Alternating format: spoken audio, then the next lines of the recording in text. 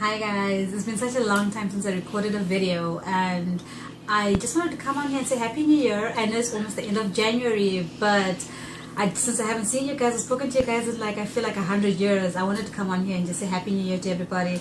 I hope you guys had a wonderful holiday season. And yeah, I just wanted to talk to you because I miss you guys. I really miss you guys for real. So with the new year, I mean, we're all really blessed to see the new year to start off with, because I know there's so many people who never got the opportunity to see 2015. So I'm just feeling really blessed. I just wanted to come on here and talk to you guys about it and about setting goals. You know, I'm not big on New Year's resolutions because I just feel like for me, resolutions kind of like sets me up. You know, for I'm set myself up because I'm never able to. It's too much pressure. I feel like it's too much pressure on myself. So I like setting little goals for myself, and maybe you might be the same way. So I just encourage you just to set little goals for yourself, just little attainable goals. For example, like if you feel like, oh my gosh, one of my goals for this coming month or whatever is to spring clean this house because my house is really messy. Just take one room at a time, and you know, just start there. Just start somewhere, because starting somewhere is better than doing nothing at all. Because for me, I know that if I put too much pressure on myself on having to do a lot of things, I overthink things, I overanalyze, and when I do that, I find that I become so unproductive. So this year for me, and I have, you know, I've told people to hold me accountable to this. I've told my niece to know that, you know what, hold me accountable, because I just want to make a difference. I want to do things differently than I did last year.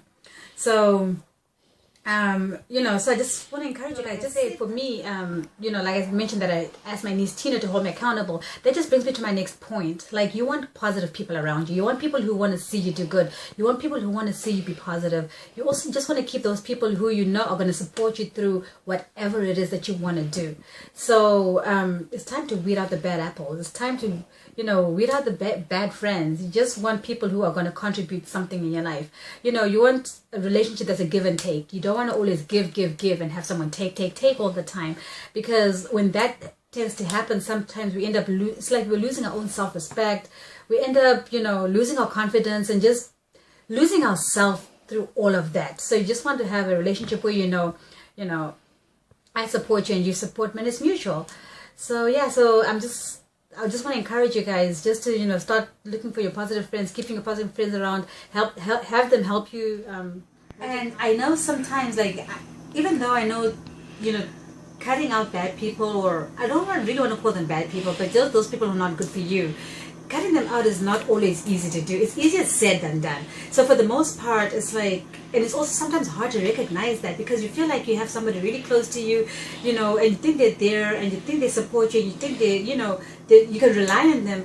But at the end of the day, they're the ones that go behind your back. They're the ones who are not happy for you. They're the ones who are hoping for you to fail, but you don't really recognize that, because, you know, on the outside, and when they talk to you, it almost feels like, oh my God, this is the most genuine friend I have. So it's just knowing yourself, taking time with it. And by cutting them out, I don't mean stop talking to them and just be that woman who is like, I'm cutting out all these bad people from my life because I'm so much better now and I don't need you. Because, you know, we all learn something from everybody in each relationship that we have. But it's just about taking care of yourself, your needs. That's part of the self-care as well. Where it's like, you know what, so-and-so, even though, you know, sometimes they, you know, I feel like they're supportive, I feel like they're this, but I feel like they're not really positive in my life, or they're not really contributing to my well-being, or they're not really happy for me, or they're not really there for me. It's you recognizing that and knowing yourself, knowing when to let go. Because sometimes it's hard to let go, because when you have friends, you know, like for me, when I make friends, and I love my friends, like they have a piece of my heart. So when I realize that this friend hasn't been what I thought they were to me, letting that go. Like when you love something, it's very hard to let it go. But, you know, you have to think about yourself, think about what you want in life, love yourself enough to say, you know what, as much as I love this person, but I love myself more. And when you do that, you realize that, you know what, you can do it. You can do it. So I just feel like, yeah, I'm going to touch on that self-love. That's one of the most important things that I think every single person, man, woman, no matter who you are, where you're from, you all, like, I just feel like we all need to practice self-love. And one of the things that I've heard a lot of people say are like, you know, self-love is, it costs money to do stuff for yourself, and you know, and I don't really have that kind of money right now, or whatever it is. But let's just not stop with the excuses, because it doesn't take, self-love can be free. You know, all it takes is your willingness and your time. So you know, you can just, you know, go out, take a walk, you know. I don't know, like, because I was going to give examples where, you know, you can say, oh, I'm just going to go and, you know, you can go and get your nails done, or you can take yourself to the movies, you can take yourself out to eat, you know, all those things are part of self-love. But for those who say, you know what, I don't even have the kind of money to take myself to the movies right now, or, you know, I can't afford to go and get my nails done right now, or whatever it is, or I can't afford to go shopping right now, you know, because some people think, you know, associate retail therapy with self-love. Like, I love myself. When I go shopping, it makes me feel good.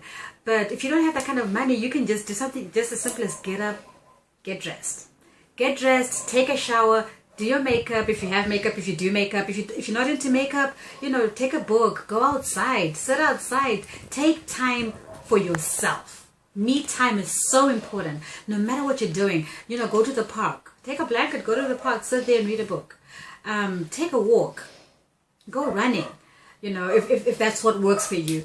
But just the little things that put a smile. And then I also know, like, because we are in a society that just works. We work so much and we work so hard. Like, sometimes people, they're like, you know what, I work all the time, I don't have time to do this, I don't have time, like, you know, for myself, because I always have to be at work. But that's why it's important to take that time for yourself. That way you can just recuperate, rejuvenate, and go back to work fresh.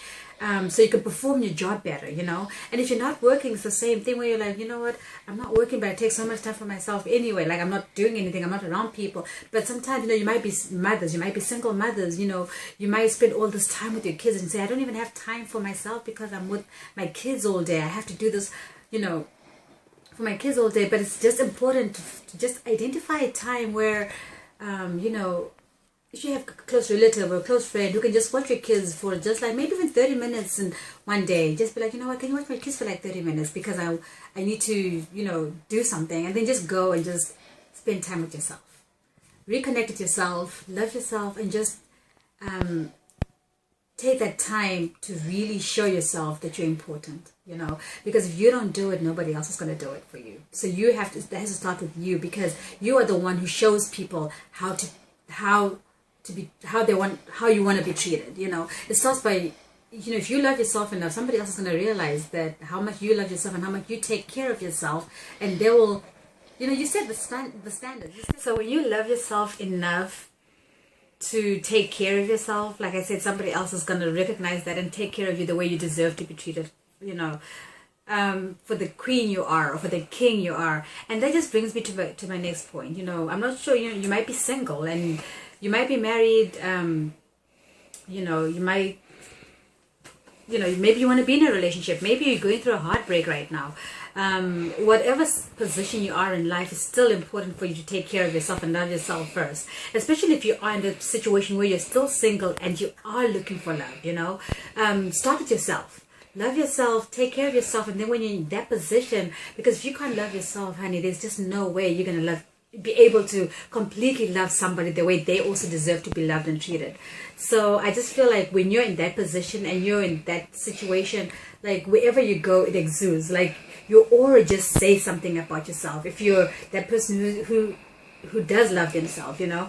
So so if you are single and you are looking, and it kind of bugs me when I hear women say, especially a lot of single women say, you know, there are no good guys left. Like, all the guys are taken. They're either all the good guys are married. You know? But believe it or not, there are still some good single guys out there. But don't give up on it. But take, you know, you put yourself first. Take care of you first. And then when you're out there, you're gonna attract the right kind of men.